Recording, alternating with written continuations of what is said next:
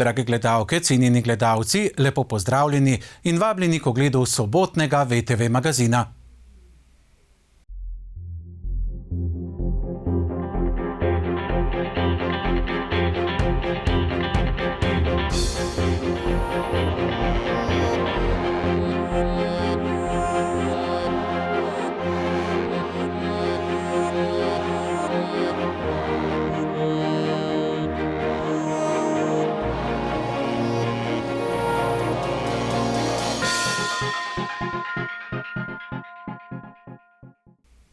Dekan Medicinske fakultete Univerze v Ljubljani, profesor dr. Igor Švab in direktor Splošne bolnišnice Celje, dr. Dragan Kovačič, sta v torek podpisala pogodbo o ustanovitvi kampusa Celje. Z njim bo Celje pridobilo dodaten študijski program. Kampus Celje bo kot organizacijska enota Medicinske fakultete Univerze v Ljubljani skupaj s Splošno bolnišnico Celje izvajal enovit magistrski študij programa Medicina in dentalna medicina. Sodelovanje med fakulteto in bolnišnico sicer ni novost, saj ima celjska bolnišnica status učne bolnišnice že od leta 1996. Kljub temu gre za zelo pomembno pridobitev, kar je pokazala tudi prisotnost ministra za visoko šolstvo, znanost in inovacije dr. Igorja Papiča na slovesnem podpisu pogodbe o ustanovitvi kampusa. Pred podpisom so o projektu spregovorili župan mestne občine Celje Matija Kovač, predsednik sveta zavoda Splošne bolnišnice Celje dr. Tomaž Subotič, minister dr. Igor Papič, prorektor za področje internacionalizacije in kakovost Univerze v Ljubljani profesor dr. Boštjan Markoli in dekan Ljubljanske medicinske fakultete profesor dr. Igor Švab.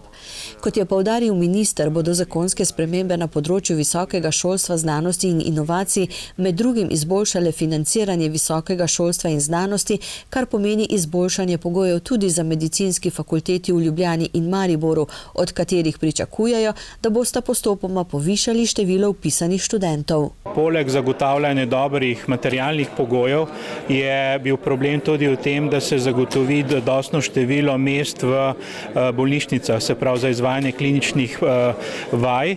In seveda s tem, ko se ta dejavnost iz samega Univerzitetnega kliničnega centra v Ljubljani širi sedaj tudi na Splošno bolnišnico Celje, smo rešili še ta drugi problem. Se pravi, ministrstvo pomaga pri zagotavljanju sredstev za izgradnjo novih stavb v Ljubljani, za širitvijo možnosti izvajanja kliničnih vaj pa izpolnjujemo še drugi pogoj in omenil sem že prej, da bomo do konca leta podpisali novo 4-letno pogodbo o financiranju univerz in v tej pogodbi bomo že navedli dinamiko postopnega dvigovanja vpisnih mest na področju medicine. Vsi pa vemo, da zdravnikov primanjkuje in da moramo te številke povečati. Medicinski fakulteti to prinaša veliko, da imamo neke stabilne odnose z neko zelo dobro bolnišnico, s katero lahko sodelujemo in izvedemo velik del kliničnega pouka, ki ga sicer v Ljubljani ne moremo. Za Celje imamo že dolga leta zelo dobre izkušnje, vidimo, da imamo tukaj tudi dovolj učiteljev, ki bi lahko ta pouk speljali. To pomeni, to, kar smo danes predlagali oziroma podpisali, je podpis nekega sporazuma o sodelovanju, ki že dolgo časa teče. Bolnišnica to prenaša, kar smo se pogovarjali, predvsem vizijo, da bodo strokovnjaki, vrhunski strokovnjaki ostali v mestni občini Celje, da bodo zdravili naše ljudi, da ne bodo odhajali v Ljubljano, UKC Ljubljana ali UKC Maribor, predvsem Ljubljano. Tudi financ pa bomo izravnani, kolikor bomo porabili, več ne moramo. Finančna sredstva bo za izvajanje programa zagotavljala medicinska fakulteta. S prihodnjim šolskim letom bi lahko zaživel del programa študija medicinske fakultete, tisti, ki ga je najlažje organizacijsko izvesti. Zdaj je stvar akcijskega načrta, kaj od tega bo zanesljivo, pa praksa v kliničnem okolju je nekaj, kar lahko brez posebnih težav zelo zgodaj izvedemo. Za bolnico Celje to pomeni zdaj seveda dodatne aktivnosti v smislu pedagoške dejavnosti. Treba bo najprej imenovati vodjo tega, narediti akcijski načrt, kot je rekel tudi dekan fakultete, potem pa se lotiti dela, se pravi poiskati učitelje in podeliti učiteljske nazive, izdelati programe vaj in potem začeti z izvajanjem. Tisto, kar je najbolj pomembno, je izvajanje vsebine, ker bomo v bistvu omogočili ljudem, da bodo veliko več študija opravili v Celju. Ta čas med študijem je pa izjemno dragocen zaradi tega, ker v tem času so ljudje najbolj dovzetni za vpliv učiteljev.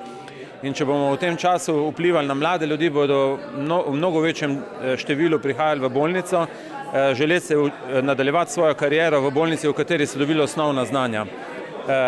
To je v bistvu dolgoročen proces, ki bo po naši oceni pomladil ne samo kadre bolnišnice Celje, ampak hkrati tudi pomladil mesto Celje. In se mi zdi zelo pomembno in en primer, ki bi se ga mogli lotevati tudi na vseh drugih področjih, ne zgolj v zdravstvu. Pa je v celjski bolnišnici dovolj zaposlenih z ustrezno strokovno izobrazbo in veljavnimi pedagoškimi nazivi? Kot je rekel strokovni direktor, imamo okrog 50 takih ljudi že. Ob tem, ko bo se ta možnost odprla, bodo številni ljudje, ki že zdaj izpolnjujejo pogoje za habilitacijo, to habilitacijo tudi opravili in se bo to število postopno povečevalo. Tisto, kar je zelo pomemben aspekt tega, je tudi raziskovalna dejavnost, ki bo s to ustanovo, bi rekel, dobila dodaten zagon in z raziskovalno dejavnostjo, z objavljanjem člankov bodo prišli tudi novi učitelji.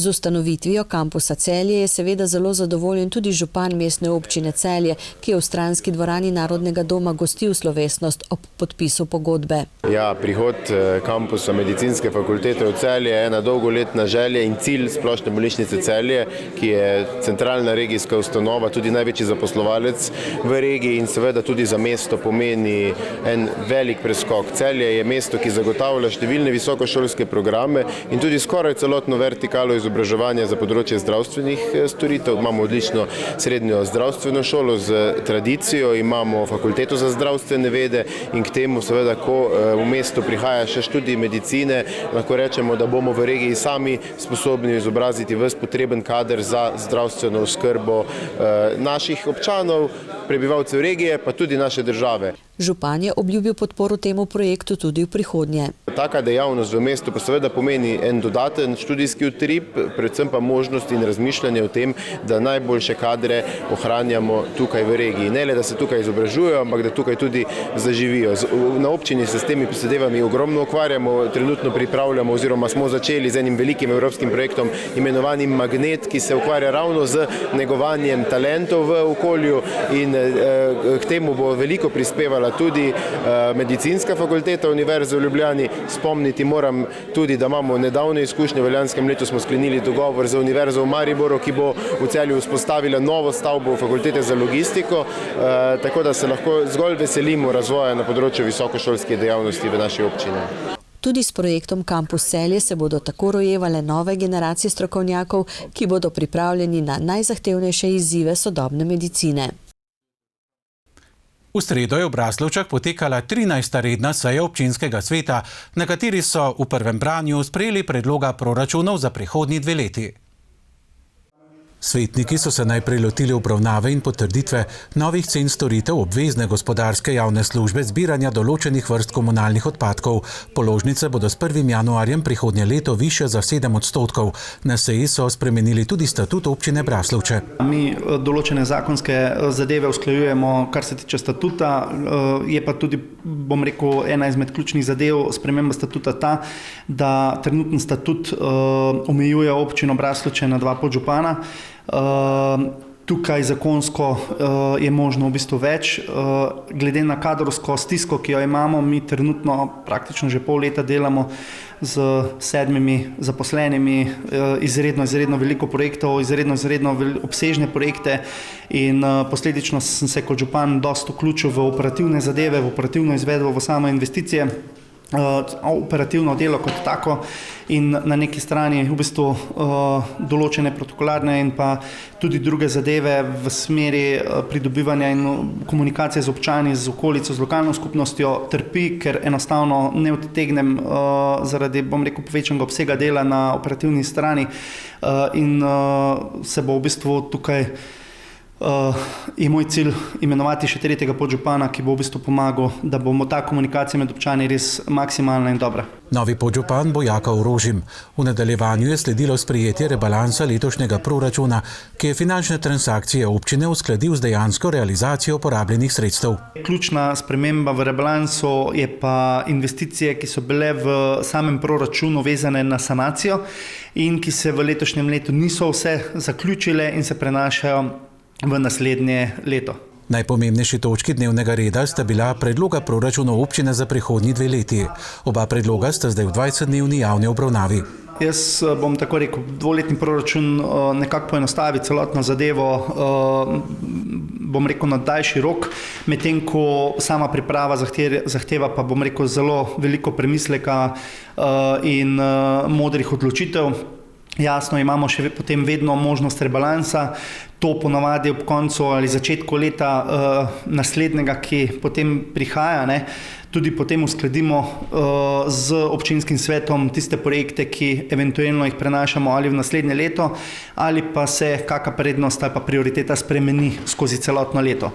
To je ena zadeva. Druga zadeva, kar se tiče pa celotnega proračuna naslednje leto, je v delu izredno investicijsko naravnan, kot sem rekel, proračun je vreden približno tam okoli 22 milijonov, od tega je 17 milijonov investicij, nekje polovico zagotovo, dobro polovico je vezanih na, da tako rečem, zagotavljanje poplavne varnosti občanov, nadomestitvena gradnja, sanacije.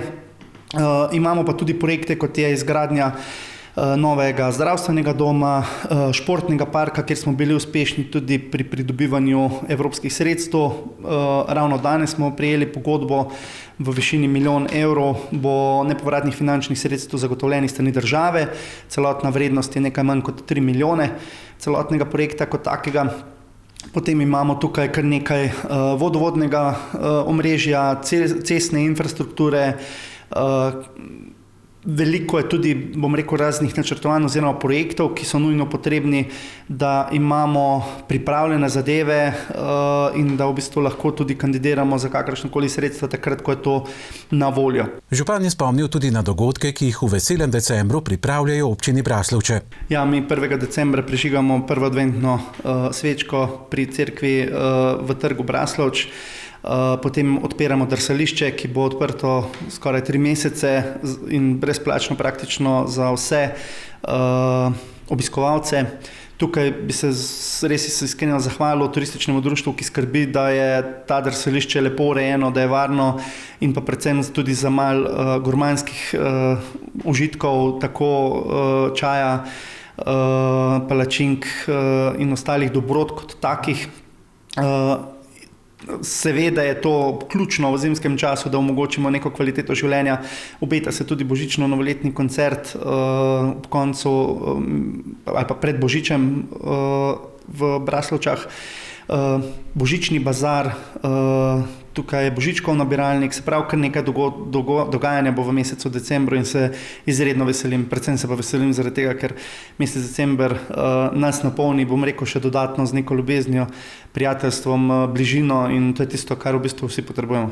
Kljub temu, da se bo morala občina Braslovče prihodnje leto zadolžiti za 1,5 milijona evrov, bodo še vedno sodili med manj zadolžene slovenske občine in to je dober obet za vnaprej, še ocenjuje župan. V četrtek je Rotary klub Žalec v sodelovanju z občino Vransko pripravil dobrodelni koncert z naslovom Žarek upanja za otroški nasmeh. Rotary klub Žalec je v četrtek zvečer v sodelovanju z občino Vransko pripravil tradicionalni dobrodelni koncert. Kot vsako leto je tudi letos potekal v športni dvorani na Vranskem. Danes je čudovit dan, kajti naš klub Rotary klub Žalec 16. prireja tale koncert dobrodelnega namena. Zbiramo sredstva se bodo zbrala in razdelila za šolo Gornji Grad in šolo Vransko. Na začetku koncerta je nastopil policijski orkester, ki je že stalnica prireditve, nato pa nekateri priznani slovenski pevci in skupine ter učenci. Seveda poskušamo pridobiti čim več glasbenikov, ki dajejo to pozitivno noto, dajejo to veselje, da pridejo tudi ljudje. Seveda smo izredno veseli, da že skoraj 16. z nami sodeluje policijski orkester. Z nami bodo tudi Čuki, obe Maji in pa gospa Večkovnikova, Irena Večkovnikova. Občina Vransko, ki je soorganizator dogodka, dobrodelnost zelo podpira. Ja, vedno moramo prisluhniti in pogledati malo čez plot, da vidimo, kaj se dogaja okrog nas. Nas drugi opozorijo, če je treba komu pomagati. Imamo Zavod Svetega Rafaela, dom na Vranskem, ki poskrbijo za to, da imajo oskrbo na domu tisti, ki jo potrebujejo. Zelo dobro pri nas delujeta tudi Karitas in Rdeči križ in vsi ti nas tudi opomnijo in nam pokažejo, če je kje kdo tudi, ki potrebuje še pomoč in potem združimo moči in skušamo pomagati. Zbrana finančna sredstva bodo namreč namenili za šolska sklada osnovnih šol Vransko Tabor in Gornji Grad, vsakemu po 3500 evrov. V skladu imamo določena pravila, sprejeta in v skladu s temi pravili potem tudi obravnavamo posamezne vloge. Predvsem je sklad namenjen socialno šibkim otrokom, v nekem deležu pa tudi tistim, tudi vsem učencem, pa tudi nekaterim nadstandardnim dejavnostim. Ampak ne na način, da bi kupovali opremo, ampak predvsem na način, da jim subvencioniramo kakšen privoz ali kakšno vstopnino ali da jim ponudimo kakšno prireditev, zastonj za kakšne praznike. Učencev, ki potrebujejo tovrstno pomoč, pa je veliko. Ja, teh učencev je okrog, bom rekla, približno 50%. Ampak v zadnjem času, glede na to, da je treba vse poročati tudi FURS-u, so se te vloge nekoliko znižale, ker starši nekako ne želijo, da se zadeve pač poročajo organom, ker to vpliva tudi na določene prejemke v nadaljevanju družinam. Ampak menim, da kljub temu, da imamo ta sklad, pa vendarle lahko omogočamo vsem učencem, da se vsi udeležujejo šol v naravi. Imamo kar nekaj šol v naravi in obiskanost na teh šolah v naravi je preko 90%, tako da mislim, da so sredstva v tem obdobju, v teh zadnjih časih izjemno pomembna, da res omogočimo vsem enake možnosti in enake priložnosti. Sklad se imenuje Žarek upanja za otroški nasmeh, poleg šole pa je namenjen tudi vrtcu. Vrtcu pa tudi omogočamo predvsem kakšne prireditve, ki so za takšno populacijo lahko izjemno finančni zalogaj, ki jo nimamo predvidene v ekonomski ceni. Na ta način jim lahko omogočimo kakšne gledališke predstave ali obisk kakšnih drugih gostov ali skupin. Prejetih finančnih sredstev so se razveselili tudi v osnovni šoli iz Gornjega Grada. Ja, v naši šoli, tako kot v šolah, imamo šolski sklad, kjer imamo za nadstandard en del transferja in en del za socialne transferje. Mi v bistvu bomo ta denar porabili za obogatitev naših šolskih dejavnosti, kajti naši učenci zelo radi tekmujejo v robotiki, v Lego robotkih, Kubo robotkih in želimo omogočiti to, kar drugače z javnimi sredstvi težko kupimo. Tudi pri njih v kratkem prirejajo dobrodelni dogodek. Poskušamo tudi s svojim koncertom, ki ga imamo 21. zdaj v novembru, kjer bomo ponovno poskušali spet napolniti naš šolski sklad, kajti pokrivamo tudi dejavnosti, katere starši zelo težko pokrijajo. Dvorana je bila polna in tako smo spet dokazali, da skupaj zmoremo, sploh ko gre za pomoč sočloveku. Knjižnica Velenje se je tudi letos pridružila dobrodelni akciji Božiček za en dan. Gre za dobrodelno akcijo, v okviru katere lahko obdarite socialno šibkejše otroke in starostnike. V knjižnici Velenje so že pričeli z zbiranjem daril v okviru akcije Božiček za en dan. Darila lahko v knjižnico prinesete do 28. novembra. Ja, že pred dobrimi 10 leti je skupina prostovoljcev iz Ljubljane nekako dobila idejo, da bi sodelovala v tej akciji, ki se je začela v Južnoafriški republiki. Ta Savina, ki je pobudnica, je tudi potovala in videla, da to tam tako organizirajo in je nekako poskušala prinesti k nam v Slovenijo tudi ta koncept. Mislim, da se je zelo dobro prijel. Knjižnica Velenje je že kar praktično od začetka sodeluje, vse skupaj pa poteka na spletu, preko spleta. No. Mi knjižnice smo, oziroma tudi drugi centri in zavodi smo le zbirna mesta. Vsak, ki želi postati Božiček za en dan, se prijavi na www.božičekzaendan.si, kjer si izbere otroka oziroma tudi lahko starostnika iz socialno ogroženih okolij in mu pripravi presenečenje. Podatke o izbranem obdarovancu lahko kadarkoli preverite na spletni strani božičekzaendan.si. Ker želijo sodelovanje omogočiti tudi čim večjemu številu božičkov, si lahko zaenkrat vsak izbere le 2 otroka ali starostnika za obdaritev. Ko izberemo obdarovanca, pripravimo primerno škatlo. Lahko je to največkrat škatla od čevljev, niti ni potrebno imeti nekih strašnih stroškov. V to škatlo se da nekaj za cartati, nekaj za osebno higieno, recimo nekaj takega, kar ostane, ker oni potem konec decembra pa te škatle seveda raznosijo in te končni uporabniki dobijo. Skratka, date stvari v škatlo, jo zavijete, lepo okrasite, hkrati pa morate takšno nalepkico sprintati, kjer označite, ne vem, otroka oziroma to neko kodo, ki jo ima vsak otrok oziroma starostnik, jo prilepite na škatlo, prenesete na zbirno mesto, seveda na spletni strani tudi označite, da kam boste prinesli in koga ste seveda izbrali in potem vse drugo te prostovoljci naredijo. Ta projekt poteka torej do 26. novembra. Je torej možno prinesti škatlo v knjižnico Velenje, Šoštanj ali Šmartno v Paki. Po 26. novembru bomo mi ta darila dostavili v Ljubljano, potem pa gredo naprej do končnih uporabnikov. Obvezne sestavine darila so predpisane z razlogom, ker želijo, da otroci v darilih ne dobijo le igrač in sladkari, temveč tudi ostalo, kar nujno potrebujejo za svoj razvoj. Mnogim otrokom, ki so na seznamu za obdaritev, dostop do higienskih pripomočkov in šolskih potrebščin namreč ni samoumeven. Pobudnik dobrodelne akcije je Zavod 364. Seznam otrok pridobijo prek Centra za socialno delo in drugih zavodov. Akcija Božiček za en dan je popolnoma neprofitna in izpeljana v celoti strani prostovoljcev. Odziv na dobrodelno akcijo je vsako leto dober. Vsako leto tudi sama, vem zato, ker sodelujem in se mi zdi pač lep projekt.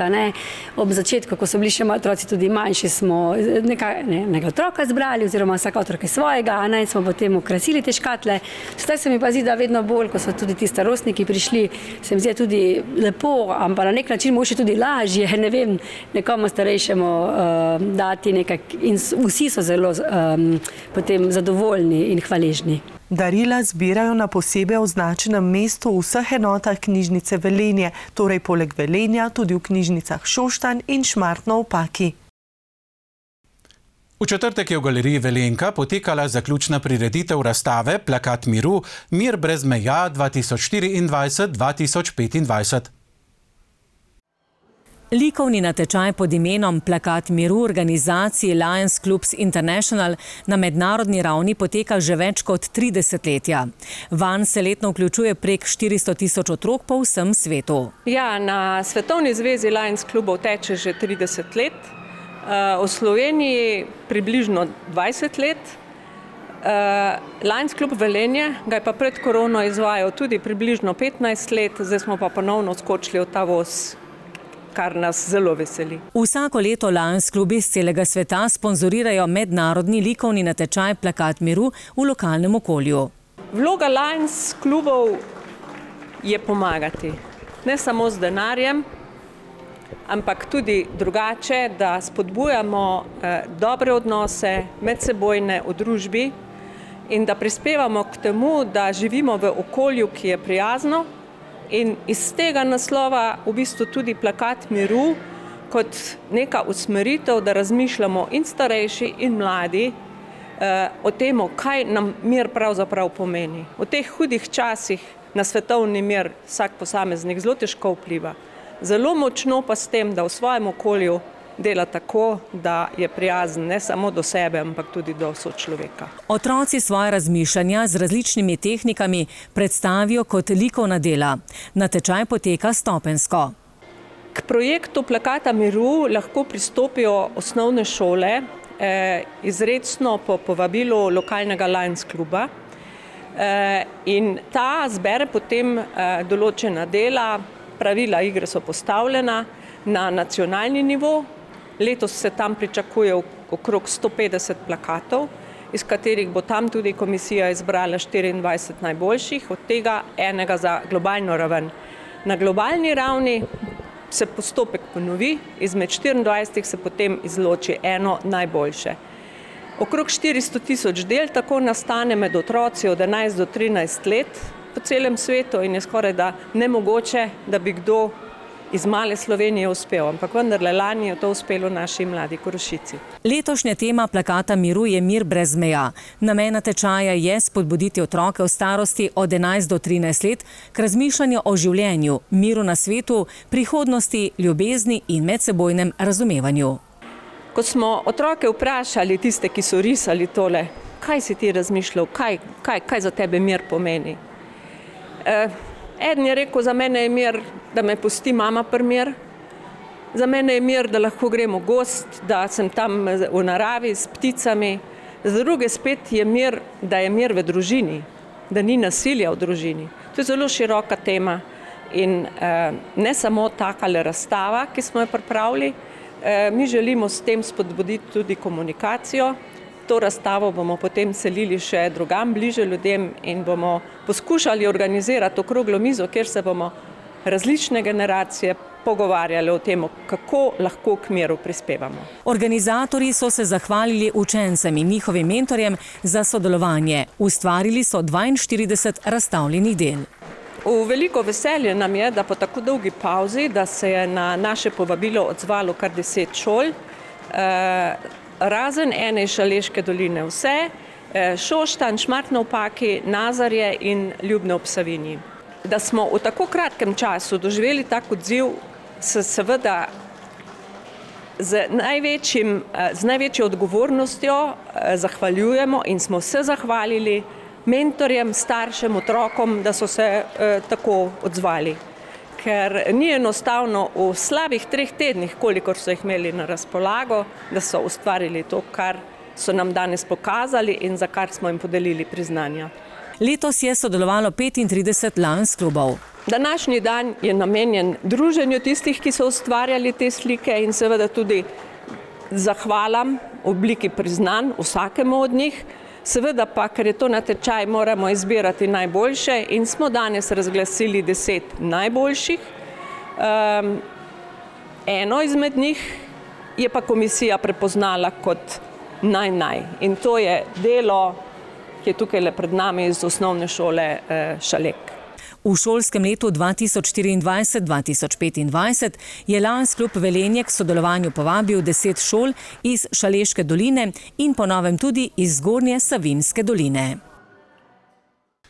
Drage gledalke, cenjeni gledalci, spremljali ste osrednjo informativno oddajo dneva, sobotni VTV magazin. Hvala za pozornost in nasvidenje.